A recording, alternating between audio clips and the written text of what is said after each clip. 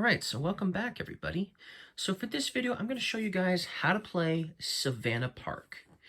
Now, in this game, we are basically park rangers trying to manage our wildlife park. The object of the game is to try to get a group of animals together. You're going to try to score points based on groups of animals here. And we've got ostriches and zebras and giraffes and elephants and rhinos and gazelles. So we have a lot of different species of animals here. Now, this is the setup of the game. So you'll shuffle your tiles, okay? After you shuffle your tiles, you will place all of your tiles, as you see it here, onto the empty sand spaces on your player board, all right? That's the setup. It doesn't really matter where they go. They have to, of course, be placed starting from top bottom and working your way down. But it doesn't really matter too much where you put them. There's no like strategic reasoning behind it because you don't really have too much say on where your tiles are going to go.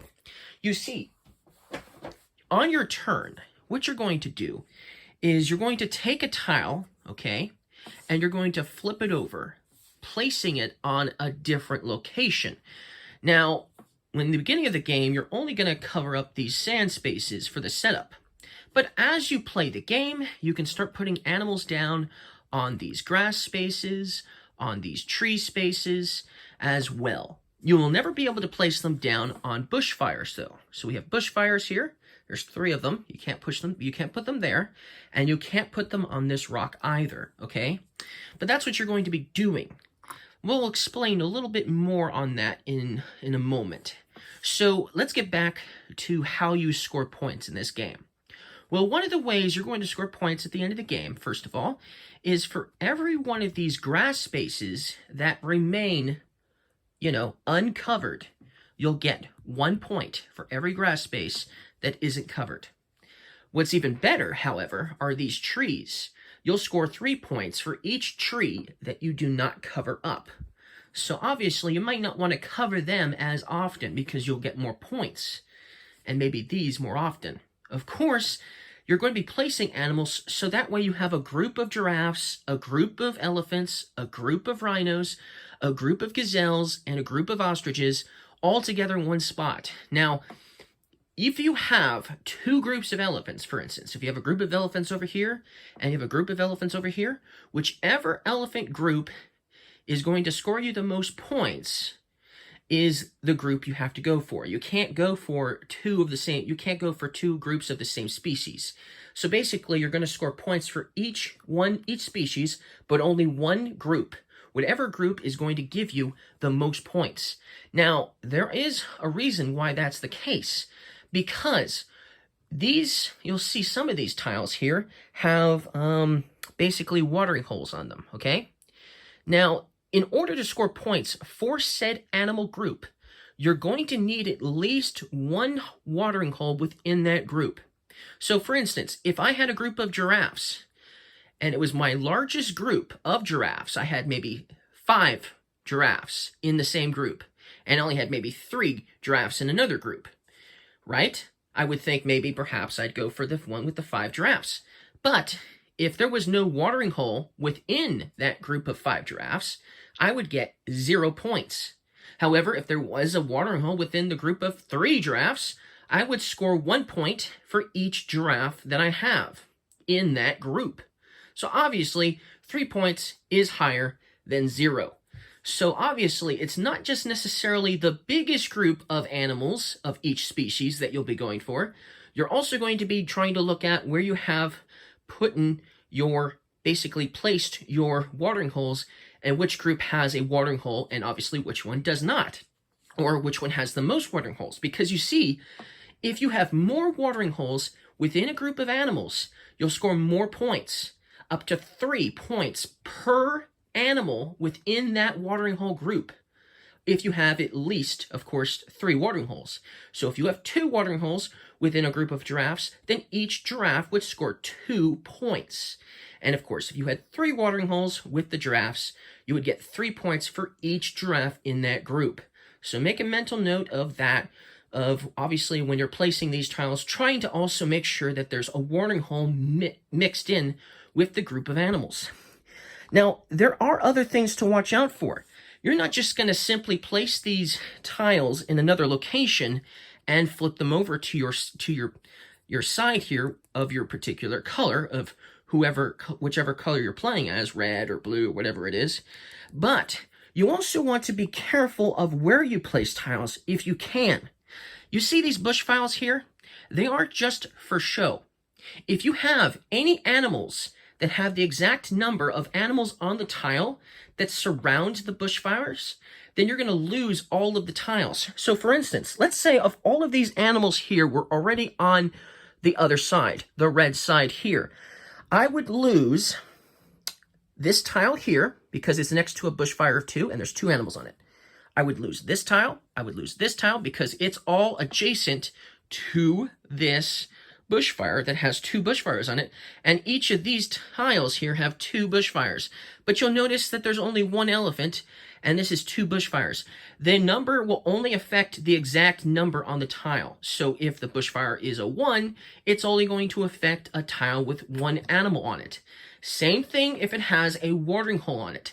So you might want to be careful of that too, because if an animal in a watering hole and there's only 1 animal in the watering hole and it's adjacent to this bushfire all the way up here because it's got a 1 on it, it's a 1 bushfire, then you'll lose that tile as well. Meaning you won't get to score points for that tile because you'll have to remove it at the end of the game. So you want to make sure you do that right. And of course, if that was the way things were, I would also lose this tile and this tile as well because this is a 3, this is a 3, and this is basically a level 3 bushfire. Since this is a level 1 bushfire, I thankfully wouldn't lose any of these tiles up here if they were all on the other side because none of these are just a single animal, thankfully. So that's important to know as well. So note that as well when placing out tiles. Now, when you do finally take a tile and move it to another location, before you move your tile to another location, you'll notice we have a little meeple here, the meerkat meeple. Move him from his burrow location and place him on the spot where you are taking the tile. It might take some time for you to decide where you're going to place this tile, and you may forget where you took it from. Eventually, as you place out more tiles, it's going to be consistently hard to remember where you took the tile from. So as soon as you take a tile, promptly put your meerkat there on the spot that you took it from in remembrance of it, so you know not to put this tile back to that location because it can't go back to the same spot it was on. So that's basically all this meerkat does for you, is help you to remember, of course, where you're placing tiles out. Now, if you're playing, there is a solo variant in this game where you can play by yourself and you can actually place out tiles by yourself, okay? And if you do that, you obviously are just trying to score as many points as you can get, and I actually did play this solo already, and I didn't do so bad. I mean, I didn't do so good, is what I should say. I scored very lowly in comparison to the amount of points I should have gotten, and I thought I was going to get, and I thought I was doing a pretty good job keeping an eye on placing out animals next to these fires, but I still had to lose like 3 or 4 tiles, and that completely destroyed how many points I got, almost splitting my points in half probably. So, ouch. So it's very hard to try to make sure not to place certain animals next to certain groups of animals next to certain bushfires, of course. So you got to watch out for that, especially in solo mode. But when you're playing with this with another player, on your turn, let's say I was going first, I would take a tile of my choice. So let's do that. Let's take a tile of my choice. Let's say I want to take this giraffe here with the watering hole on it, and I want to place it up here on this grass bush spot right here, right? I can do that. And I'll put it there. And obviously, the meerkat would go there to help me remember that that's where I took it and put it. And then once I'm done, I can put the meerkat back in his burrow. But then all opponents you're playing with also have to find the exact tile on their player board as well the exact one and then move it to a location of their choice. Okay? So let's say let's say that's the case. They'd have to find it. So where's player 2's? Oh, it's all the way over here. So let's just move it. It's there, which is obviously in a different spot from mine. Mine was here. His is here. So that means their tiles aren't going to be in the same place that you have your tiles, most likely. And they might have a different strategy in mind and where they're going to be placing things. So obviously, it's going to wreck everybody because you see, that's just one round. So I would choose a tile, place it on a location. My opponent would have to take the exact same tile, this one here, and place it somewhere as well. And then it would be his turn to choose a tile to place.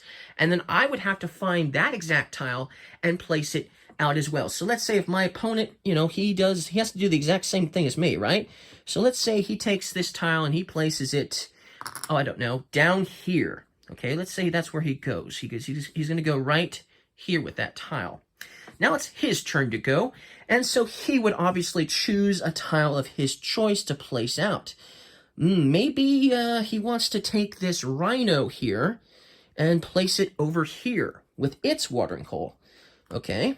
So then I would have to find my rhino and the watering hole that has, obviously, the rhino on it and move it as well. So let's see, where's my rhino and watering hole? Oh, it's over here, which is in a different area than he had his. Now I have to figure out where I would put mine.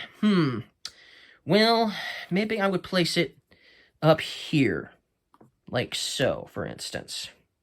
Now when placing, you can obviously place it on grass, trees, and sand. And of course, never on the rock, and of course, never on the bushfires. So remember to make that note of that.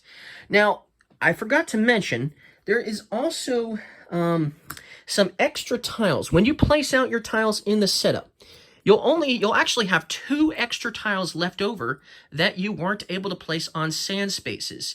So when you have that, and you have 2 left, then you can take those tiles and then place them on either a tree space of your choice or a grass space of your choice. So for instance, I should have done this earlier, but I could put this extra tile here that I couldn't put on the sand earlier in the beginning of setup, and I could place this one here, for instance. Something like that, for instance. Now, you'll also notice we have some lions here as well. So let's talk about the lion variant.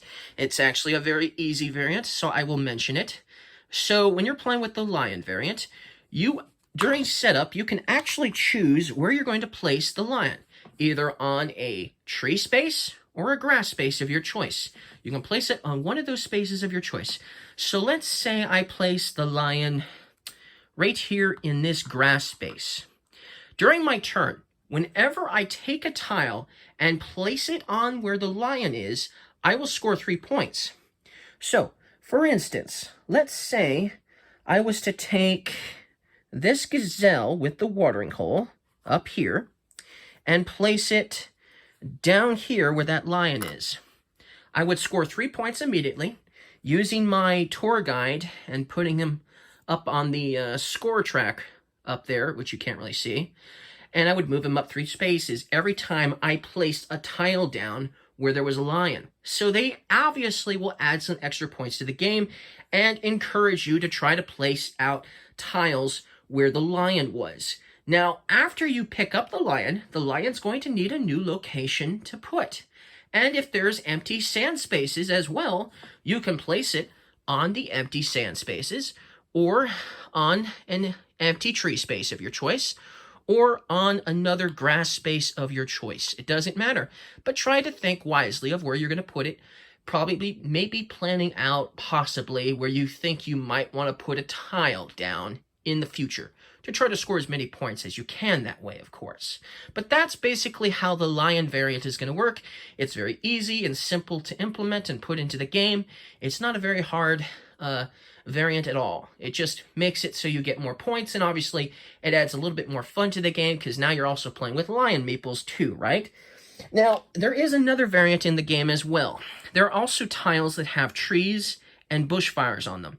You can actually play on the other side of this board. So let me show you the other side of the board on another board. So this is the other side of the board. And you notice there's no tree spaces and there's no bushfire spaces. That means when you're placing out tiles in the setup, you'll actually place out these extra tiles, so that way these things are in new locations to add a little bit more replayability to the game. That's what this variant will do.